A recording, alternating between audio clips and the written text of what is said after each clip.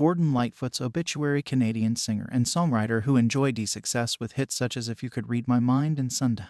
Hello, good people. Welcome to our channel. In this video, we are going to talk about famous singer, learn about Gordon Lightfoot's death. Before we get started, please subscribe to our channel and hit the bell icon.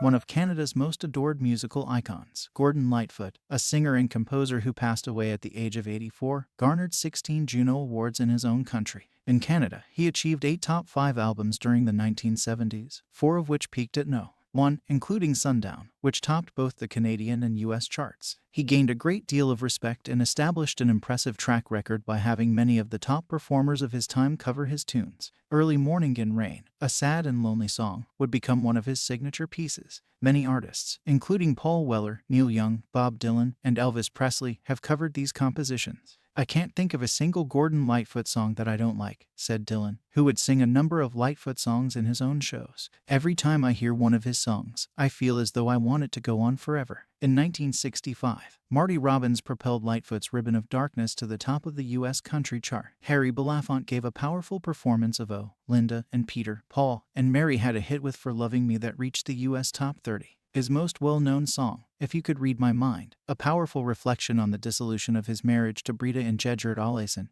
his first wife, whom they eventually divorced, became one of his best-known songs. The original song peaked at No. 1 in Canada and No. 5 in the US. His other number 1 singles were Sundown and The Wreck of the Edmund Fitzgerald. However, more than 100 artists, including Barbra Streisand, Johnny Cash, Olivia Newton-John, Glenn Campbell, Liza Minnelli, and Herb Alpert, have recorded cover versions of the song. It was somewhat of an unrequited love song, in part because of the ups and downs of love, Lightfoot reflected. If his personal life inspired his art, he also paid a price for it. He admitted that his relationship with the backing singer Cathy Smith in the early 1970s was very difficult for him because men were drawn to her, and she used to make me jealous. But it also inspired him to write the songs Sundown and Rainy Day People, which reached the US top 30. After giving John Belushi the cocaine and heroin combination that murdered him at the Chateau Marmont Hotel in Hollywood in 1982, Smith was sentenced to prison. Gordon Lightfoot Sr.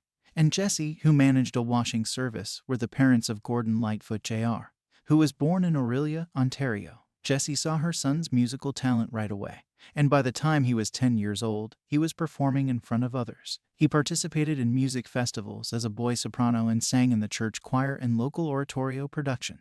He made his Massey Hall debut at age 12 after taking first place in a singing competition contest. He was a talented track and field athlete in his teens and also learned how to play the piano, drums, and folk guitar. He enrolled at Los Angeles Westlake College of Modern Music at the age of 18 to study orchestration and music theory. He traveled to Toronto from California, established his musical career while working as a bank teller to cover rent. He was a member of the Singin' Swingin' Aid, a group that performed folk music in coffee shops and appeared on the TV show Country Hoedown.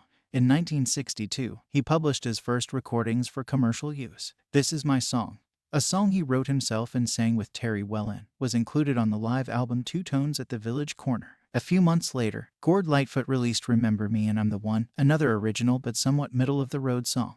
On Toronto's Chum radio chart, it peaked at No. 3. He moved up to position 27 on the Chum chart with his follow-up, It's Too Late, He Wins, Negotiations. Lightfoot started to develop a more poetic, folk-style sound after being influenced by the up-and-coming Dylan and a fellow Canadian singer-songwriter, Ian Tyson. He visited Europe in 1963 while working as the host of the country and western show on BBC TV. Even though he was in high demand as a live performer and had some belated chart success with the album Harmony, his sales fell off in the 1980s. A song that peaked at No. 13 in Canada. He became reliant on booze and drugs due to the pressures of the traveling lifestyle. To get himself dry, he would go on exhausting sailing and canoeing excursions. In 1982, he eventually quit drinking and started going to the gym every day. Following the dissolution of his second marriage to Elizabeth Moon, he married Kim Hass in 2014. Along with her, he leaves behind 6 kids, Miles and Meredith from his second marriage, Galen and Eric from his relationships with his first 2 wives, and Fred and Ingrid from his first marriage. Singer-songwriter Gordon Meredith Lightfoot Jr.